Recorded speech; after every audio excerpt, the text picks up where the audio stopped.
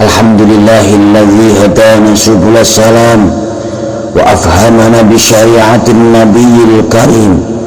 Asyhadu an la ilaha illallah wahdahu la syarika lah dzul jalali wal ikram, wa asyhadu anna sayyidana wa nabiyyana Muhammadan abduhu wa rasuluh. Allahumma salli wa sallim wa barik ala sayyidina Muhammadin wa ala alihi wa ashabihi wa tabi'in bi ihsanin ila yaumiddin. Amma ba'du, fa ya ayyuhan nas usikum wa nafsi bi taqwallah wa ta'atihi la'allakum tuflihun. Qala Allah ta'ala fi al-Qur'anil Karim, a'udzu billahi minasy syaithanir rajim.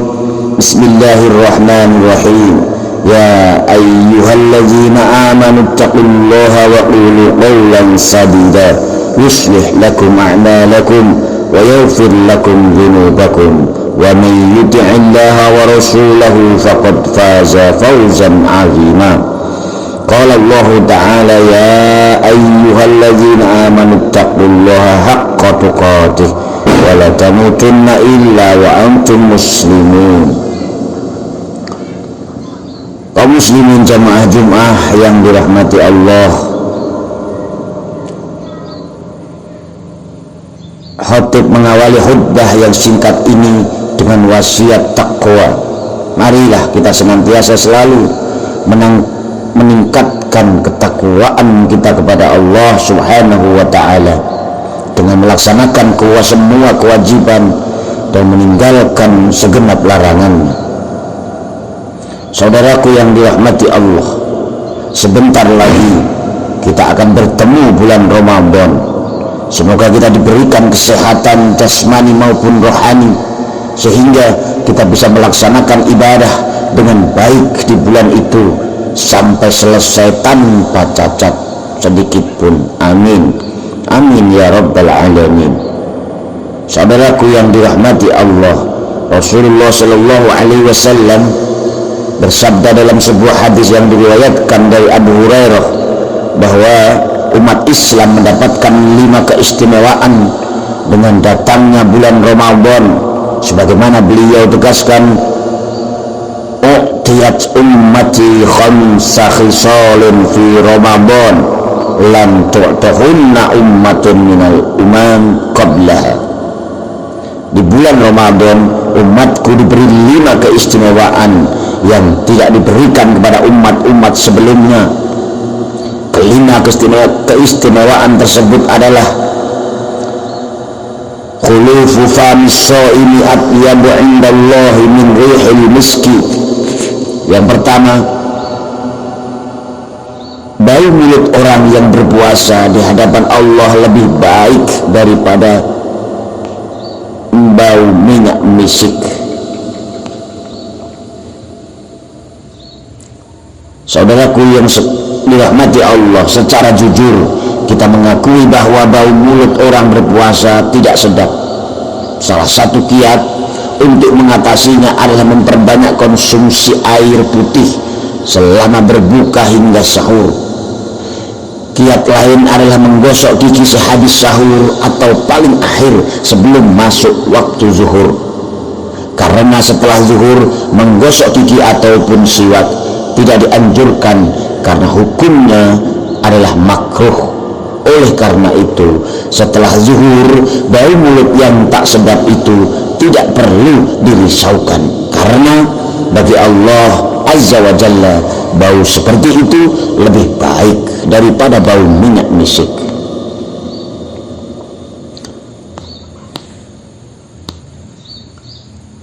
Yang kedua, wa tastaghfiru lahumul malaikatu hatta yuftiru. Orang-orang yang berpuasa semuanya dimintakan ampunan oleh para malaikat hingga mereka berbuka. Keistimewaan kedua ini menjadi keuntungan besar bagi orang-orang yang berpuasa. Kita semua tahu bahwa malaikat adalah makhluk yang tak kenal maksiat kepada Allah Azza wa Jalla, sehingga doa-doanya mudah dikabulkan. Para malaikat itu dari saat ini imsak hingga berbuka senantiasa memintakan ampunan kepada Allah Azza wa Jalla, agar orang-orang berpuasa diampuni dosa-dosanya. Sekali lagi, ini merupakan keuntungan besar bagi kita, karena kita sendiri terkadang merasa was-was apakah istighfar kita diterima Allah, dan karena faktanya kita sering mengulang kesalahan atau dosa yang sama setelah berkali-kali memohon ampunan atas dosa-dosa yang sama. Oleh karena itu, sekali lagi di bulan puasa ini kita mendapatkan anugerah yang luar biasa, di mana para malaikat mendoakan orang-orang yang berpuasa secara terus-menerus, dari saat imsak hingga saat berbuka, yang kita sendiri tak akan mampu melakukan istighfar secara terus-menerus selama itu. Saudaraku yang dirahmati Allah, yang ketiga adalah waktu saffatu fihi maraddatus syayatin wala yukhlisuna fihi ila ma kanu yukhlisuna fi ghairihi. Di bulan ini para setan dibelenggu yang semuanya tidak bisa lepas seperti di bulan lainnya. Kita semua tentu merasakan di bulan puasa kita menjadi seperti malas untuk berbuat apa saja kecuali beribadah. Semangat kita untuk beribadah meningkat dibandingkan dengan di luar Ramadan. Hal ini terjadi karena setan-setan dibelenggu hingga selesainya Ramadan. Ini semua merupakan kemurahan Allah Azza wa Jalla dalam rangka memberi kesempatan kepada kita untuk menambah pundi-pundi amal ibadah kita. Di luar Ramadan mungkin kita lebih banyak berpikir dan melakukan hal-hal yang bersifat duniawi saja. Dengan dibelenggunya setan-setan di bulan Ramadan, maka secara teori setidaknya kemaksiatan bisa ditekan serendah-rendahnya. Kemaksiatan-kemaksiatan yang ada tentu sulit dikaitkan dengan keterlibatan setan. Mereka alibi dalam hal ini. Jika demikian halnya, maka kemaksiatan-kemaksiatan itu timbul karena kesalahan kita yang tidak mampu mengendalikan nafsu yang ada dalam diri kita sendiri. Saudaraku yang dirahmati Allah, yang keempat, wa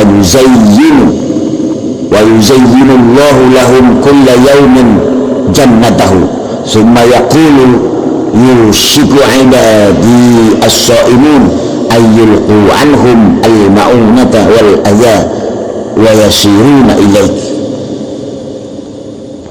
Setiap hari di bulan Ramadan Allah memperindah surga untuk orang-orang yang berpuasa.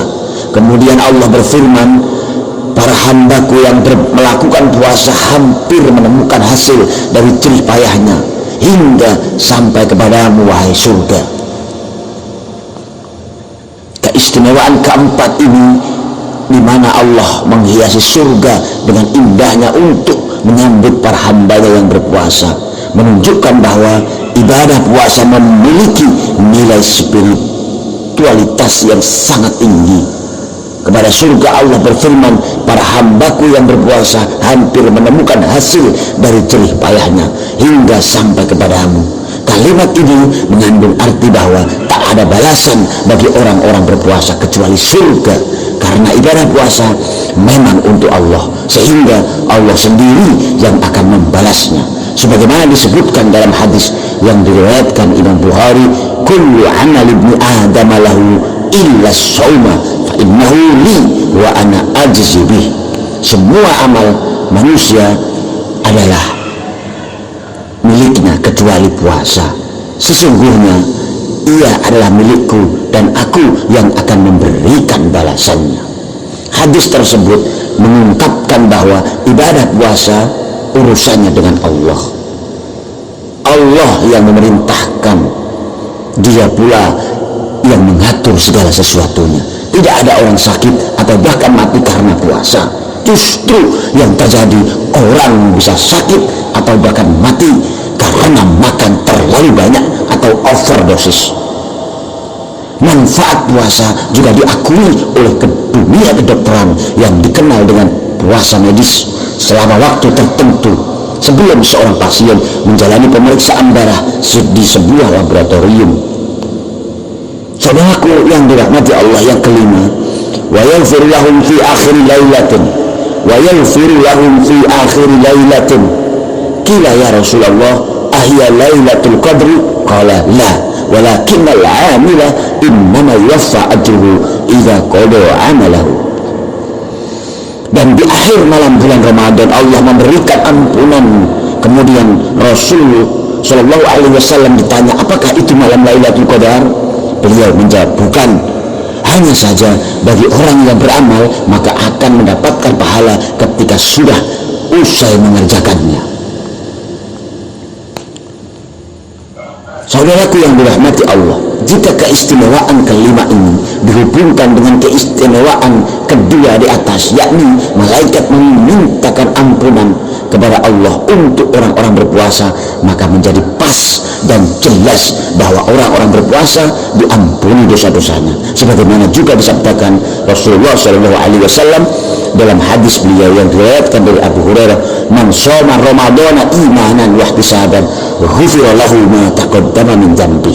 Barang siapa menjalankan ibadah puasa di bulan Ramadan semata-mata karena Allah dan mengharapkan ganjaran daripadanya, maka diampunilah dosa-dosanya yang telah lewat. Kelima hal di atas sebagaimana telah diuraikan merupakan keistimewaan bulan Ramadan yang hanya diberikan kepada umat Nabi Muhammad Sallallahu Alaihi Wasallam. Kita bersyukur bahwa kita semua menjadi umat beliau.